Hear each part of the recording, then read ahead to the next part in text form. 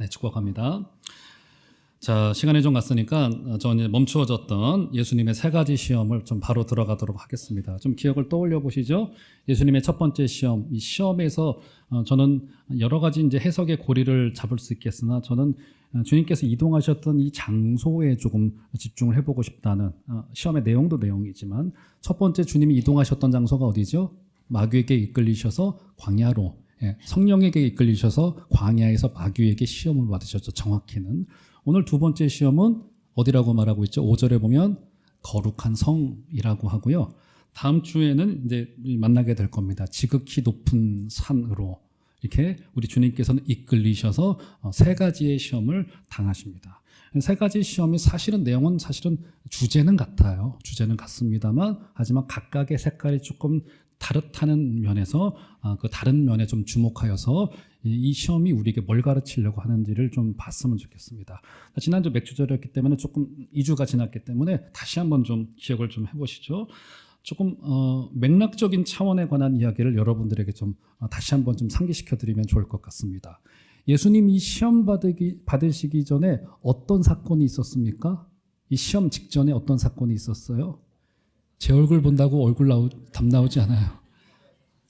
예, 그거 전에요. 오늘 첫 번째 시험 전에 우리 주님께서 뭘 하셨죠? 3장의 후반절에 보면 그래요. 예, 세례를 받으셨습니다. 세례. 요한에게 세례를 받으시던 장면이 등장합니다. 예수님의 세례는 여러 가지의 의미가 있다고 좀 우리가 볼 수 있을 것 같습니다. 일단 우리 예수님께서 세례 요한에게 세례 받으러 나오실 때 세례 요한이 기겁을 좀 하죠.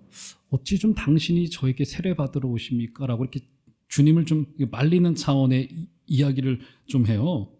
그죠? 어떻게 선생님, 제가 당신께 세례를 받아야 될 텐데 당신이 어떻게 제게 세례를 받으러 오십니까? 라고 이렇게 말리는 차원에서 이야기를 합니다. 아름다운 장면이 연출된 거예요. 주님께서도 겸손하게 세례 받으러 가셨고 머리 들이미셨고 그리고 세례 요한도 주님 그러실 수 없습니다 라고 거절했던 아름다운 모습이 연출된 것 같아요. 물론 여기는 겸양과 겸손도 있겠으나 왜 요한이 주님에게 세례를 베풀기를 꺼려했을까요? 아직까지 요한에게 주님의 역할에 대한 온전한 이해가 그에게 찾아 들어오지 못했던 상황이었기 때문입니다. 그죠? 주님은 그래서 어떤 대답을 하시냐면 내가 너한테 세례를 받아야지만이 그 3장 15절, 사실 이 3장 15절에서 등장하는 그 의라고 하는 그 말이 사실 굉장히 중요해요. 제가 사실은 오늘 설교도 그렇고 지지난주 설교에도 그렇고 이것을 그냥 짚고만 넘어가요. 근데 제가 이제 후배 한 명이 저 영국의 에딘버러 대학에서 이번에 석사학위를 받았는데 이 의에 관한 신약 성경에 등장하는 이 디카이오수네라고 하는 이 말이 특별히 마태복음 속에서 어떤 의미가 있는지를 의가 등장하는 것마다 쭉 추적을 한 논문이 있어가지고 좀 받아가지고 읽으려고 좀 받아만 놓고 있는 상황인데 나중에 기회가 되면 한번 같이 나누면 좋겠습니다. 설교를 잘 풀어낼 수 있을지는 모르겠습니다만 어쨌든 주님 어떤 말을 합니까? 내가 너한테 세례를 받아야지만이 하나님의 의가 이루어진다라고 하는 대답을 주셨어요. 자, 그럼 세례가 뭘까요? 일단 기본적인 의미에서의 세례가 뭐예요? 세례는 기본적으로 죽음을 의미합니다.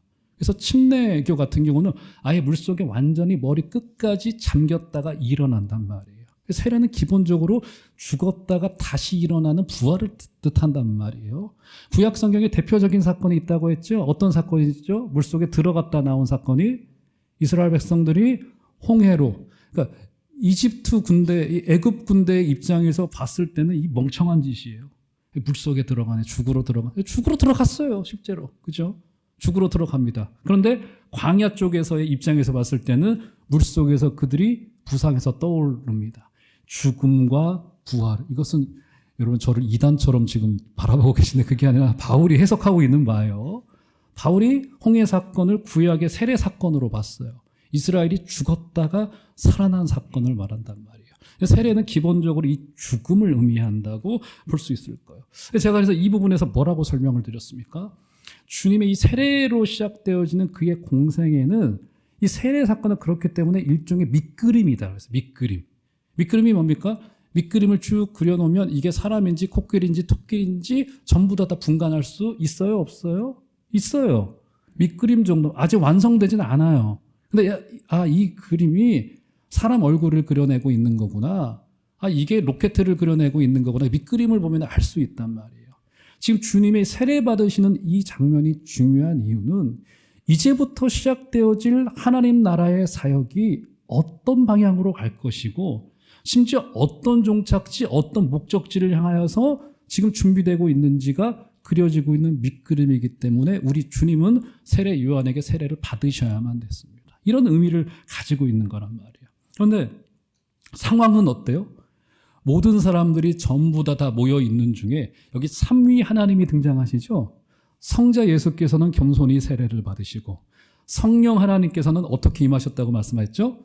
비둘기같이, 마치 창조 때의 사역과도 같이 비둘기같이 생명사역을 위해서 임재하시고, 그리고 결정적으로는 하늘로부터 성부의 음성이 들리죠. 이는 내 사랑하는 아들이요 라고 하는 확언을 해줍니다. 그러니까 삼위 하나님이 예수님의 세례 장면에서는 동시에 등장하시는 매우 드물고 매우 진귀한 현장이라고 볼 수 있습니다.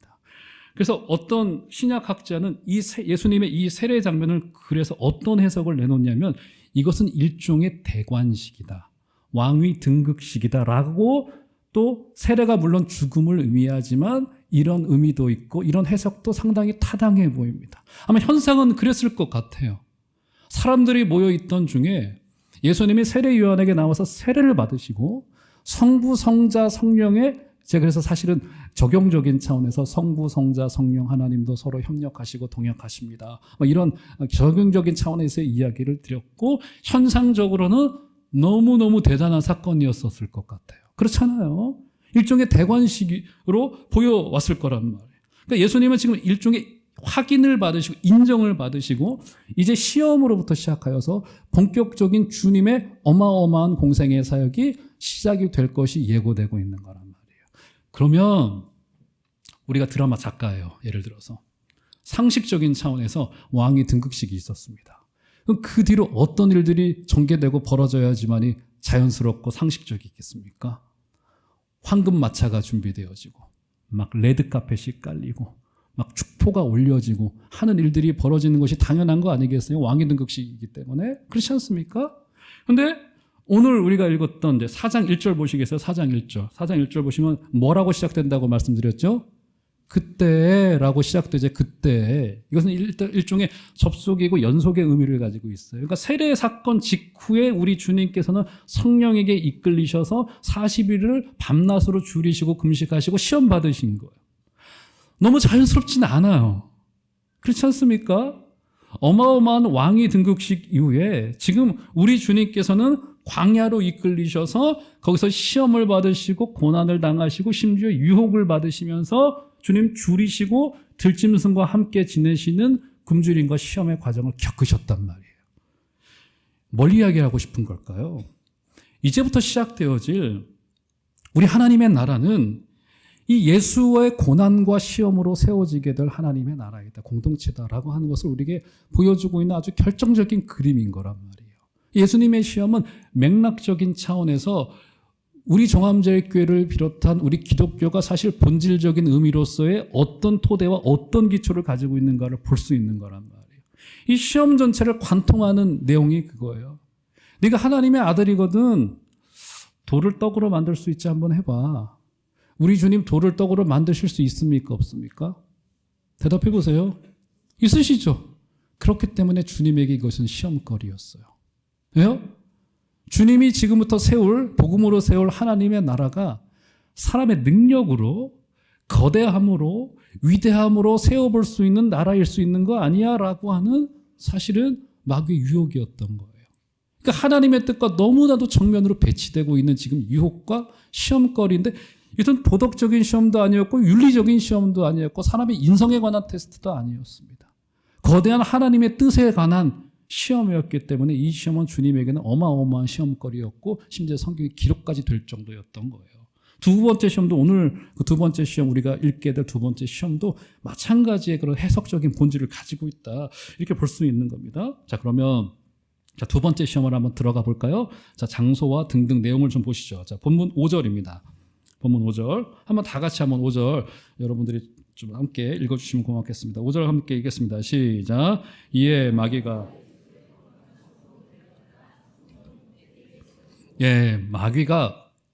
우리 주님의 두 번째 시험을 위하여서 주님을 어디로 데리고 가죠?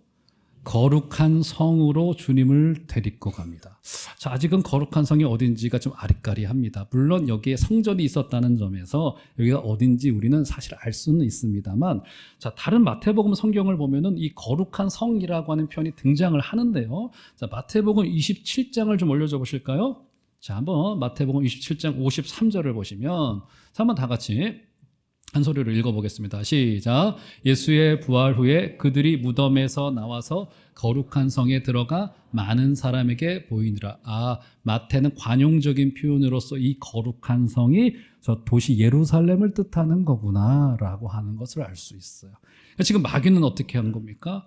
광야로 가서 우리 주님을 시험하고 유혹하고, 그리고 다시 주님을 이동시켜요. 어딜로요? 도시 예루살렘으로. 광야는 사람이 없는 한적한 곳이고요. 거기는 죽음과 들짐승이 있는 곳이에요. 그래서 광야를 제가 제 표현대로 어떤 곳이라고 말씀드렸습니까? 광야는 진실로 진실을 대하는 곳이에요. 광야에 가야지만이 비로소 내게 진짜 필요한 것이 무엇이었다라고 하는 것을 알게 됩니다. 물론 여러분, 우리가 억지로 제가 막 고난을 찾아다니는, 이거는 좀 어리석은, 그러실 분은 당연히 없으시겠지만, 우리 굳이 그럴 필요 없으시죠? 굳이 내가 막 고난을 받아가지고 하나님의 뜻을 내가 막 알아. 우리는 일부러 주님한테 혼나려고 있는 존재도 아니고, 굳이 광야를 찾을 필요는 없어요. 고난을 받으실 필요는 없습니다만, 그런데 인생 누구에게나 적어도 한 번 이상을 찾아올 광야는 있을 거예요. 광야가 우리에게 줄 수 있는 유익이 뭐냐는 거예요. 이거 후과가 뭐냐는 거예요. 광야는 우리에게, 그 어려움은 우리에게 뭘 마주대하게 만듭니까? 뭘요?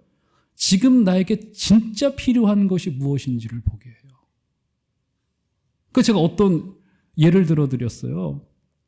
이스라엘 백성들이 모세가 시내산 위에서 십계명을 받을 때 산 밑에서 우상 단지를 섬기고 난리 부르스를 쳤죠. 그때 모세가 분노하여 막 돌판을 던지고 난리가 났었는데, 그때 하나님이 모세를 통하여 뭘 명령하십니까? 명령하신 것 중에 하나가 뭐예요? 너희들의 장신구를 다 때려요. 다 때려요. 이거 다. 손에 붙은 금가락지, 그 장신구가 물론 이게 우상을 섬기는 일종의 상징이었을 거라고도 보지만, 어쨌든 그들의 인생 속에 주렁주렁 달려 있었던 그들의 자랑스러워 보이는 그들의 타이틀들이었다고도 볼 수 있을 것 같아요. 그 전부 다 내려가 하나님 앞에 전부 다 우상을 버림과 동시에 그들이 가지고 있었던 이 장신구들 전부 다 떼내라고 하는 겁니다. 진짜로 그들에게 필요한 것인지가 무엇인지가 이 광야 속에서는 보여온단 말이에요. 그래서 우리는요, 강 건너 타가온 그 배를 불질러야 됩니다. 뒤돌아보면 안 돼요. 절대 안 됩니다. 오직 주님만이 나에게 유일한 선택이 되고 주님만이 나에게 유일한 옵션이 됩니다 라고 하는 고백으로 신앙을 달려들어도 신앙이 들똥말똥한, 목회가 들똥말똥한 상황이 이 시대가 되어졌고, 목회뿐만이겠습니까? 여러분의 신앙도 마찬가지인 거예요. 사랑하는 종암제일교회 성도 여러분, 우리가 혹여나, 저는 담임 목사로서 여러분들이 어려움에 처하지 않으셨으면 좋겠고, 아프지 않으셨으면 좋겠고, 병도 안 찾아오셨으면 좋겠고, 힘들지 않으셨으면 좋겠습니다만, 혹여 하나님이 그런 것들을 우리에게 허용하실 때 그 가운데 거기에 묵직히 담겨져 있는 하나님의 섭리가 발견되어지는 은혜가 있기를 주의 이름으로 축원합니다. 광야는 그런 곳인데 마귀가 교묘해요. 그런 광야로 내몰았다가 그 다음에 어디로 데리고 옵니까? 가장 분주하고 화려하고 세련된 도시인 예루살렘으로 주님을 데리고 갑니다. 마귀란 놈이 보통이 아니에요. 그죠? 만약에 제가 예수님의 입장에서 이번 한 주 묵상을 해봤어요. 내가 이렇게 시험을 당했다? 광야 갔다가 냉탕 갔다가 온탕 갔다가 냉탕, 이게 도대체 인생이 뭐야? 아마 이렇게 됐을 것 같아요. 광야의 들짐승이 울부짖는 곳에 가서 시험을 당했다가 예루살렘 분주하고 사람들, 게다가 6월절만 되면 사람들이 북적북적한 도시 아닙니까? 그죠? 또 성전에는 많은 사람들이 드나드는 도시고, 거기는 최고위층들이 또 있는 곳들이고, 정치 지도자들, 종교 지도자들이 있는 화려한 도시인 거란 말이에요. 교묘하게 지금 예수님을 이리 흔들었다 저리 흔들었다 한단 말이에요. 이 마귀의 이 방법 중에 하나겠죠. 어쨌든 자, 오늘 그것은 중요한 것이 아니고 그 예루살렘 중에서도 우리 주님을 어디로 데리고 갑니까? 어디죠? 다시 보세요. 5절 보시면 거룩한 성으로 데려다가 그 중에 어디로 들어가요? 성전. 성전 중에서도 어디라고 말합니까? 성전의 꼭대기. 그래서 이제 신약학자들이 이 당시에 헤롯 성전의 제일 높은 곳이 어딘가를 막 추적을 해가지고 막 그림도 있고 그러는데 뭐 추정일 뿐입니다. 어쨌든 성전의 제일 높은 꼭대기 위로 주님을 마귀가 데리고 갔던 것 같아요. 자, 그러면 예수님과 예루살렘이라고 하는 도시 그리고 예루살렘 성전에 얽혔던 사례는 굉장히 많습니다. 특별히 제가 이제 마가복음 강의를 할 때 여러분들에게 한번 말씀드린 적이 있어요. 마가는 굉장히 의도적으로 예수님이 예루살렘에 입성하셨던 사례를 딱 한 차례로 제한시켜서 설명을 합니다. 마치 그래서 마가복음만을 읽으면 주님께서 갈릴리 저 북쪽으로부터 시작해서 쭉 내려오셔서 예루살렘에 들어가시는 것으로 이 그림이 그려지고 마무리되는 것으로 마치 그렇게 그려집니다. 하지만 요한복음 등의 기록을 보면 우리 주님은 여러 차례 예루살렘이라고 하는 도시에 드나드셨어요. 그런데 어쨌든 전체의 사복음서를 놓고 보았을 때 우리 주님의 예루살렘 그 도시와 성전을 향한 평가는 어떻습니까? 어때요? 긍정적일 것 같아요? 부정적일 것 같아요? 여러분이 사복음서 특별히 마태복음을 읽을 때 여러분 어떻게 읽히십니까? 어때요? 제가 알기로는 대부분의 경우 아마 95% 이상일 거예요. 주님의 이 예루살렘에 대한 평가는 굉장히 박해요. 특별히 그 중에서 성전을 향한 이 주님의 뭐라고 해야 될까요? 이 주님의 굉장히 부정적이시세요. 그죠? 다 인정하실 겁니다. 찾아보지 않더라도 굉장히 그 부분이 굉장히 많습니다. 대표적인 사건 한 가지만 제가 좀 예를 들어드릴게요. 제가 뭐 한두 번 말씀드렸던 건데 우리 주님과 예루살렘과 성전에 얽힌 일화가 한 가지가 있죠.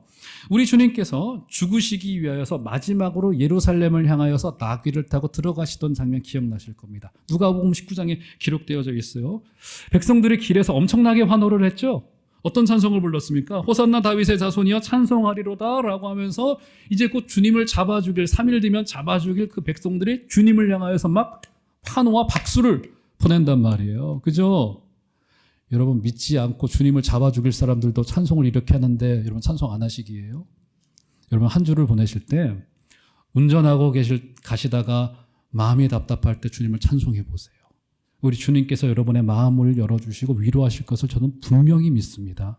저도 노래를 굉장히 잘하지 못하지만 굉장히 좋아하거든요. 여러분의 입에 이 정도의 신앙 정도 왔으면 내 18번 찬양이 좀 있어야 됩니다. 하나님, 제가 정말 마음이 답답할 때마다 주님을 노래합니다. 주님을 노래할 때 주님은 기뻐 받으실 것이고 길을 걸어가시면서도 운동을 하시면서도 일상의 업무를 하시면서도 주님을 노래하시는 여러분들 되시기를 주 이름으로 축원합니다. 그렇게 막 환호했단 말이에요. 그렇죠? 막 백성들의 이 반응이 대단했던 것 같아요. 막 주님을 향하여 막 박수를 치고 대단한 분이 오신다. 이제 우리를 해방시켜 주실 진정한 메시아가 오시는 거구나라고 막 박수를 보내고 있던 그 와중에 우리 주님이 예루살렘 도시에 가까이쯤 저기 멀리 이 도시가 보여올 즈음에 백성들과 함께 걸어가시다가 수많은 군중과 함께 걸어가시다가 성경의 기록을 보면 예루살렘에 가까이 오사 성을 보시고 우십니다. 여러분 이거 글로만 읽으셔서 그렇지 이 갑분싸잖아요. 갑자기 분위기 쌓이지는 갑분싸지 않습니까? 성에 가까이 오사 보시고 여기서 우셨다라고 하는 표현은 이렇게 울음을 이렇게 숨기셨다, 이렇게 죽이셨다는 표현이 아니라 주님께서 여기서 눈물을 펑펑 흘리셨다는 표현이에요. 주님이 통곡하셨다는 표현입니다. 당시의 유대 사회는 남성 중심의 사회였기 때문에 남성이 이 공동체 앞에서 눈물을 흘리는 것은 조금 부끄러운 일 중에 하나였습니다. 주님 개의치 아니하시고 예루살렘 성에 가까이 오사 보시고 우세요. 통곡하세요. 펑펑 우십니다.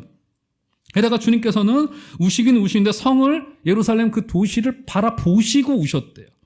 여기서 보시다라고 하는 그 헬라 말을 찾아보면 다른 성경에서는 인식하다, 확인하다라고 하는 뜻을 가지고 있습니다. 그렇기 때문에 예루살렘을 보시고 우셨다는 것은 예루살렘에 대하여 아시고 확인을 하시고 우셨다는 거예요. 그 주님의 울음은 굉장히 통곡에 담겨있는 울음이면서 동시에 이유가 있는 울음이었던 거예요. 그러면 그 이유에 대해서 성경이 기록을 해놓습니다. 한번 볼까요? 누가복음 19장 42절 올려줘 보시면 이런 기록이 있어요. 한번 다 같이 읽겠습니다. 시작. 이르시되 너도 오늘 평화에 관한 일을 알았더라면 좋을 뻔하였거니와 지금 내 눈에 숨겨졌도다. 주님이 보시고 확인하셨던 게 뭡니까? 저 예루살렘 도시가 하나님과의 평화에 관한 일을 모르고 잃어버렸어요. 이게 우셨던 이유였습니다. 하나님과의 깨어진 관계예요. 근데 결국 주님께서 어떤 걸 예고하십니까? 자, 44절로 내려가 보실까? 19장 44절 보시면 또 너와 및 그 가운데 있는 내 자식들을 땅에 메어치며 돌 하나도 돌 위에 남기지 아니하리니 이는 내가 보살핌을 받는 나를 알지 못함을 인함이니라 하시니 무슨 말이요? 하나님이 지금까지 보살펴 왔고 은혜를 줬는데 그 은혜를 알지 못하기 때문에 하나님의 심판이 임하게 될 건데 심지어 어떤 심판까지 내립니까? 돌 하나도 돌 위에 남지 않게 될 것이라는 것은 기초마저 완전히 다 무너질 거라고 하는 예고였어요. 실제로 역사가 그 사건을 기록해 놓고 있죠. AD 70년에 로마 장군 디도가 예루살렘 성을 포위합니다. 그리고 역사의 기록을 살펴보면 매우 참혹할 정도로 예루살렘은 함락당해요. 오늘은 너희 집 애를 잡아먹고 내일은 니들 집 애들을 잡아. 이런 일도 기록되어져 있고 물이 떨어지고 음식이 떨어지게 만들어서 로마는 굉장히 잔인하게 제압을 합니다. 잔인하게 제압을 해요. 그런데 이것은 역사의 기록에 하면 로마가 힘으로 예루살렘을 제압한 것이나 하나님과 우리 주님의 관점은 뭡니까? 하나님과의 깨어진 평화의 관계가 결국 이것을 이끌었고 주님은 그것을 미리 보시고 확인하시고 인식하시고 아시고 눈물을 펑펑펑 흘리셨던 거예요. 그리고는 우리 주님께서 그렇게 예고를 하시고 곧바로 어디로 가십니까? 예루살렘 성의 도시로 들어가시자마자 그 중에서도 어디로 들어가세요? 잘 알고 계신 바대로 성전으로 직행해서 들어가세요. 그 행위 자체에도 굉장한 의미가 있죠. 우리 주님은 멸망해가는 도시 한가운데 있는 성전이 어떤지가 궁금하셨던 것 같아요. 바로 그 교회로 바로 들어가시면 지금으로 가면 교회로 바로 들어가시는 거예요. 그리고 우리 주님께서 뭘 하십니까? 가서 보니까 6월절이 가까웠기 때문에 분주한 사람들이 굉장히 많았고 상을 펴고 장사하는 사람들이 많았던 것 같아요. 상을 엎으십니다. 엎으세요. 그리고 주님은 거의 욕에 가까운 독사의 자식들아 하면서 우리 주님께서는 채찍질을 하시고 난리부르스를 치셨어요. 우리 주님께서. 그리고는 우리 주님께서 하셨던 말씀 누가복음 19장 46절 한번 다 같이 중요합니다. 읽겠습니다. 시작. 그들에게 이르시되 기록된 바 내 집은 기도하는 집이 되리라 하였거늘 너희는 강도의 소굴을 만들었도다 하시니라.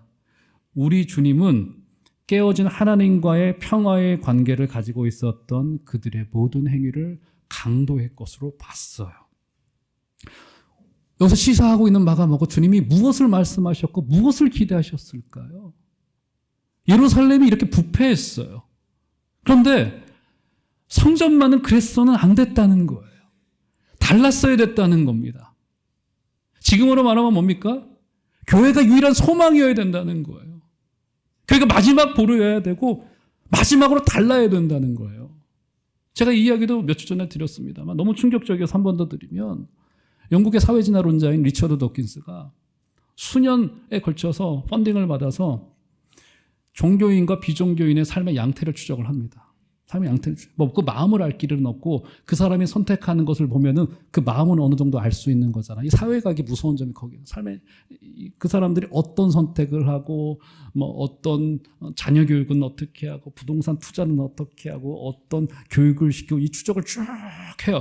쭉 사회과학적인 지표를 가지고 이 돈이 어마어마하게 드는 건데 이 무신론자들이 어마어마하게 펀딩을 했습니다. 추적을 몇 년간 했어요. 빨간 그래프, 파란 그래프를 쫙 그래프로 이제 만들 수 있지 않습니까? 그래프를 쫙 만들었어요. 두 개를 쫙 겹쳐봤습니다. 소름 끼칠 정도로 비슷하다는 거예요. 물론 이렇게 항변할 수 있을 거예요. 저희는 마음의 믿음이 있는데요. 그 마음의 믿음이 뭘로 드러나야 됩니까, 여러분? 삶의 양태로 드러나야 되잖아요. 근데 선택에서, 소비에서, 소득에서, 자녀 교육에서 이 모든 것에서 소름 끼칠 정도로 삶이 너무 똑같은 거예요. 그렇죠? 지금 우리 주님이 하시고 싶은 말씀이 뭐예요? 지금 이 예루살렘 중에서도 이 성전으로 받으러 들어가셨다는 것은, 야, 너희들만은 그랬어는 안 됐던 거 아니니? 다른 걸 선택했어야 되는 거잖아. 세상은 힘을 요구하고, 세상은 강함을 요구하고, 화려한 것을 요구하는 시대 속에서 나는 세례를 받고 그 죽음이라고 하는 목적지로 가게 될 건데, 나와 함께 그 제자의 길을 좀 걸어가야 되겠어 라고 하는 주님의 요구셨던 것 같아요. 주님의 단호한 평가가 뭡니까? 바로 멸망해가는 도시 한가운데는 기도를 잃어버린 성전이 있더라는 겁니다. 여러분 착각하시면 안 됩니다. 기도하지 않았기 때문에 예루살렘이 멸망했다는 것은 조금 단순한 도식일 것 같아요. 더 본질적인 해석은 멸망해가는 도시 한 개인도 마찬가지입니다. 멸망해가는 공동체, 한 국가 공동체의 한 중간에는 하나님과의 교제를 잃어버린 성전, 교회가 있더라고 하는 거예요. 더 이상 이것이 중요한 것이 되지 않아요. 우리 엊그제 금요기도회 때 한 이름 없는 전도사 아내에 관한 이야기를 제가 드렸어요. 열왕기하 4장에 보면 그 이야기가 등장합니다. 굉장히 그녀의 삶이 어려웠어요. 아들 둘을 데리고 아들 둘이 노예로 팔려갈 위기에 처했어요. 그때 여인이 뭘 합니까? 엘리사에게 부르짖어요. 부르짖어야지, 이 정도 되면. 이 정도면 통곡해야죠. 이 정도면 마음이 좀 가난해져야 됐었던 거 아닌가요? 맞잖아요. 이 여인은 한가하게 기도할 지금 정신이 없었던 겁니다. 막 주님께 부르짖으러 나가요. 시대의 그 악함과 그 시대의 악함이 이 여인의 고통스러운 아들 둘이 지금 노예로 팔려갈 위기에 처해 있던 이 상황 속에서 한가할 수가 없었던 거죠. 지금 여기도 마찬가지인 겁니다. 기도를 잃어버린 공동체가 멸망해가는 한 도시 한가운데 있더라고 하는 거예요. 지금 오늘 본문으로 다시 되돌아와서 마귀는 우리 주님을 이 두 번째 시험 가운데 광야에서 그 예루살렘 도시, 그 중에서도 이 성전, 주님에게 가장 뼈아픈 곳이 될, 그리고 사실상 신앙의 중심이었어야 되지만 부패의 핵심이 되고 말았던 예루살렘과 그 성전으로 데리고 갔다. 이렇게 볼 수 있을 것 같습니다. 자, 그러면 어떤 시험의 내용인지를 한번 보시죠. 6절 보시면, 자, 마귀의 음성을 한번 들어보시죠. 한번 6절 다 같이 읽겠습니다. 시작. 이르되 내가 만일 하나님의 아들이여든 뛰어내리라. 기록되었으되 그가 너를 위하여 그의 사자들을 명하시리니 그들이 손으로 너를 받들어 발이 돌에 부딪히지 않게 하리로다 하였느니라. 여기 자꾸 또 전제가 등장하죠. 하나님의 아들이여든, 하나님의 첫 번째 시험, 두 번째 시험은 이 전제가 전부 다 세 번째 시험에 없지만 붙어 있어요. 하나님의 아들 된 부분을 자꾸 건들고 도전합니다. 하나님의 아들 맞아? 이 정도의 전제일 것 같아요. 그죠? 근데 여러분, 여기 두 번째 시험의 의도를 이 간파해 내기가, 이 교묘한 의도를 간파해 내기가 사실 굉장히 쉽지는 않습니다. 이 주님에게 용기를 한번 내보라고 한 건지, 아니면 하나님과의 관계성, 물론 그 테스트 시험인 것도 맞는데 약간의 그 역사적인 맥락을 가지고 있다는 점을 주목해야만 될 텐데요.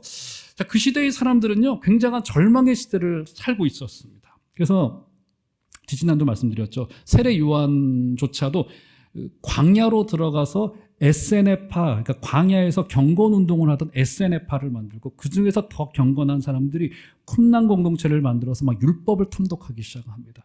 그러면서 메시아가 오실 것에 대한 열망이 막 점점 더 커지고 있었던 상황이 주님이 오실 때쯤이었었어요. 근데 여러분, 우리 때도 그렇고 사실은 역사라고 하는 것이 이제 크고 작은 사건들로 인하여서 사람들의 생각과 인식이 확 변하는 사건들이 있잖아요. 우리 근현대사도 마찬가지예요. 우리 100년을 한번 되돌아봤을 때 우리 한국의 역사 중에서도 예를 들어서 1919년 3.1운동 같은 경우가 사람들의 인식을 바꿨던 사례고요. 한국전쟁 이런 정도의 사건들, 조금 더 가까운 사례라고 한다면 IMF 구제금융 1997년도 있었던 사람들의 인식을 바꿔, 그때부터 청년들에게 절망이 찾아왔던 것 같아요. 90년대 초반까지는 조금 공부를 하면은 어디든 취직할 수 있지, 이 인식이 있었는데 이 청년들에게 절망을 주고 있었던 IMF 구제금융, 지난 몇 년 동안의 코로나19 같은 이런 사건들은 사람들의 인식을 확 변하게 만듭니다. 그런데 예수님 당시 유대인들에게 가장 큰 격변 중에 하나가 뭐냐면 소위 두 개의 큰 전쟁이 있었는데 그 중에 하나가 뭐냐면 마카비 전쟁이라고 합니다. 이 정도면 알아두시면 좋을 것 같아요. 마카비라고 하는 유대 사람들이 민병을 확보하여서 당시의 패권국이었던 수리아와 전쟁을 벌였던 사건이었어요. 그럼 전쟁을 왜 벌였나? 당시에 수리아 왕이 어떤 짓을 저질렀냐면요. 예루살렘 한 중간 성전의 자리에 제우스 신전을 세웠습니다.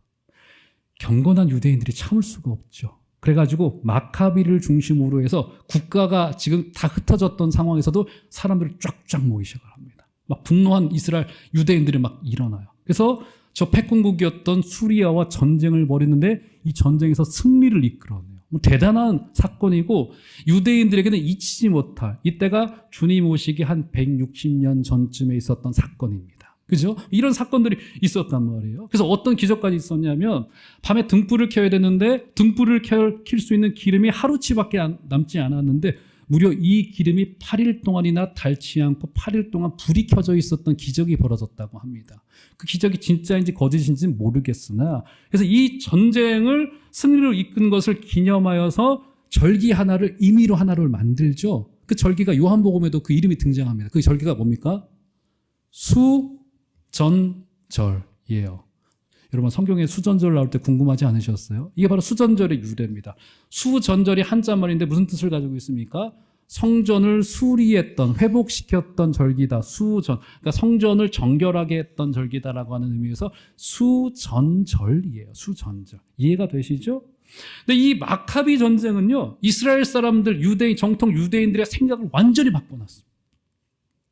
뭘 바꿨어요? 아하, 새로운 메시아가 오시면 제2의 마카비가 되실 수 있겠구나. 새로운 메시아가 오시면 힘을 가진 메시아, 높아지신 메시아, 화려한 메시아, 철장의 권세를 가지고 저 무도한 정권인 로마를 전복시킬 수 있는 그런 메시아가 오시면 되는 거구나 라고 하는 잘못된 인식이 이스라엘 유대인들의 마음속에 찾아 들어오기 시작을 해요. 근데 우리 주님이 오셨어요. 오셨는데 겉모양도 너무 볼품없으시게 보이셨던 것 같아요. 그리고 하시는 일을 보니까 사역의 초기는 조금 화려한 데 보였으나 점점 더 우리 주님께서는 고난을 향하여 가셨기 때문에 주님의 고민도 깊어지시고 뭔가 쪼그라드는 느낌이 들었단 말이에요. 그래서 심지어 세례요한조차도 어떻게 오해를 했냐면 우리 주님을 향하여서 오실 그분이 당신이 봤습니까? 이 질문 던지죠. 이게 궁금해서 던진 게 당신이 봤다고요? 지금 이 표현이에요. 그러니까 우리 주님의 겉모습이 너무 볼품없으셨던 것 같아요. 당신 맞아요? 지금 이런 질문을 던진 거예요. 그러니까 여러분, 바로 이 두 번째 시험은 그 시대 사람들에게 잘못 입력되어져 있었던 메시아 관념을 이용한 마귀의 교묘한 공격이었어요. 당신이 하나님의 아들 준비된 메시아라고 한다면 한번 여기서 뛰어내려 보세요. 제2의 마카비가 되어주시면 될 것 같고, 성경도 기록해놓고 있지 않습니까? 천사들이 당신의 발을 이렇게 다 들어주실 테니 당신 뛰어내려 보세요. 지금 이 시험을 했던 거예요. 그죠? 지금으로 말하면 우리가 어떻게 이해할 수 있는 겁니까? 너희들이 믿고 있는 그 복음을 능력 종교로 만들어보라. 만약에 우리 주님께서 뛰어내리는 주님은 하실 수 있습니까? 없습니까? 하실 수 있어요. 심지어 뛰어내리셨다고 가정을 해보십시다. 십자가에서 달리실 때 우리 주님께서는 못을 뽑으시고 못을 부러뜨리시고 나무를 꺾으시고 로마 병정들을 막 꾸짖으신다고 상상을 해보십시다. 하실 수 있습니까? 없습니까? 하셔도 되는 분이세요, 사실은. 주님 그렇게 하지 않으셨죠. 그죠? 왜요? 주님은 그런 방법으로 우리를 구원하기를 원치 않으시고 전혀 사람들이 기대하지 않았던 방법으로 우리 주님께서는 우리를 구원하시기 원하셨던 거예요. 그래서 주님은 이것을 하실 수 없었던 겁니다. 자, 주님의 대답을 그럼 보시죠. 7절. 자, 이렇게 대답을 하십니다. 7절 한번 다 같이 마지막으로 한번 읽어보도록 하겠습니다. 시작. 예수께서 이르시되 또 기록되었으되 주 너의 하나님을 시험하지 말라 하였느니라. 이게 주님의 대답이었고 마귀를 이것으로 물리치십니다. 어떻게 합니까? 주 너의 하나님을 시험하지 말라. 지금 마귀는 하나님과 예수님과의 관계에 대한 의심과 신뢰를 깨트리려고 했었던 것 같아요. 뛰어내려봐라, 하나님이 잡아주실 거야 라고 했던 것이죠. A라고 하는 사람과 B라고 하는 사람의 신뢰관계가 돈독해요. 그럼 이 신뢰관계를 테스트하는 게 맞습니까? 틀립니까? 그럴 필요가 없죠. 신뢰관계가 있기 때문에. 그럴 필요가 없는 신뢰관계로 가는 것. 진정한 신뢰관계가 이루어져 있다면 그러니까 예수님이 여기서 말하고 싶은 것은 이 세 가지 시험을 관통하고 있는 것 중에 뭐냐면 결국 큰울림 한 가지가 있는데 우리 하나님, 성부 하나님과 성자 예수님의 돈독한 신뢰관계였어요. 마귀도 그것을 깨트리고 싶었던 것 같아요. 네가 하나님의 아들이라면 그 말의 전제가 뭡니까? 아들이 아닐 수도 있는 거지 라고 하는 지금 전제가 있는 거예요. 근데 우리 예수님께서는 철저하게 아들로서의 모습을, 그 신뢰관계로서의 모습을 보여줬던 거예요. 여러분, 우리가 신앙을 산다는 게 뭡니까? 어떤 내 인생 전체가 송두리째 뽑히는 어떤 일이 있더라도 나는 하나님께서 내 아버지 되심을 내가 진정으로 믿습니다. 이 고백을 가지고 가는 거라고요. 결국 이 고백을 향해서 매일매일 확인을 하고 들어가는 것이 신앙인 거란 말이에요. 그러니까 이 세 가지 시험을 관통하고 하면서 예수님이 건건마다 고백하고 드러내는 것이 무엇이냐면 철저히 아들로서 사는 모습을 우리에게 보여줬고 이것은 신앙의 모범으로서 우리도 따라가야 될 주님의 모범인 거란 말이에요. 사랑하는 성도 여러분, 여러분의 주님의 자녀됨을 추호도 의심하지 아니하신 여러분들 되시길 주 이름으로 축원합니다. 우리 시대 세상에 별별 흉흉한 소문들이 너무나도 많고요. 우리 개인으로도 그렇고 뉴스 보신 분들 보실지 모르겠지만 오늘 아침에 우리 미국 대통령 후보인 트럼프가 연설을 하다가 총격을 당했잖아요. 보셨습니까, 여러분? 귓볼에 총알이 스쳐 갔고요. 거기 있었던 청중 한두 명이 사망을 했고 이런 너무 끔찍한 일이잖아요. 미국이라는 나라는 도대체 나는 알다가도 대통령 후보가 연설하는데 지금 총을 쏴대고 하는 나라가 이게 도대체 무슨 우리나라도 만만치 않지만 지금 보통 아닌 세상 흉흉한 소문이 너무 많아요. 여러분 개인으로도 겪어오실 거라고 생각을 합니다만 하지만 여러분 두려워하지 마시고 걱정하지 마십시오. 성경을 한 군데 읽어드릴게요. 아무것도 염려하지 말고 오직 모든 일에 기도와 간구로 너희 구할 것을 어떻게 해요?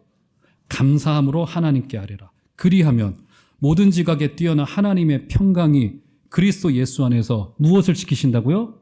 너희의 마음과 생각을 지키시리라. 할렐루야.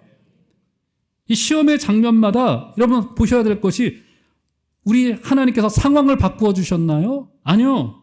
예수님은 그 마음을 그러니까 예수님의 그 마음을 붙들어 주셨어요. 마음과 생각을 붙들어 주셨습니다. 예수님은 계속 그 사탄의 교묘하고 집요한 시험을 뒤로 해서 어떻게 디펜스를 하십니까? 기록되었으되, 말씀이 기록되었으되 그 말씀으로 본인의 마음을 지키고 본인의 생각을 지키시는 것이 하나님의 뜻이었습니다. 우리도 마찬가지입니다. 시험을 당할 때 그 시험의 내용과 시험의 정황을 바꾸어 달라고 기도하시는 것도 나쁘지 않은 기도이시겠으나 그러나 많은 경우 우리의 상황과 정황은 바뀌지 않고 그대로 있을 겁니다. 하지만 우리의 마음이 바뀔 거예요. 너의 마음과 생각을 지키시리라. 할렐루야. 우리의 모든 시련 속에서도 우리 시련을 통해서 우리는 다시 하나님의 아들됨을 확인할 것이고 그 가운데 우리 하나님께서 굳세게 우리를 붙들어 주시고 계시는구나. 이 시험 속에 그런 시험으로 인한 오히려 그 승리가 우리 가운데 넘쳐나게 되기를 주의 이름으로 축원합니다.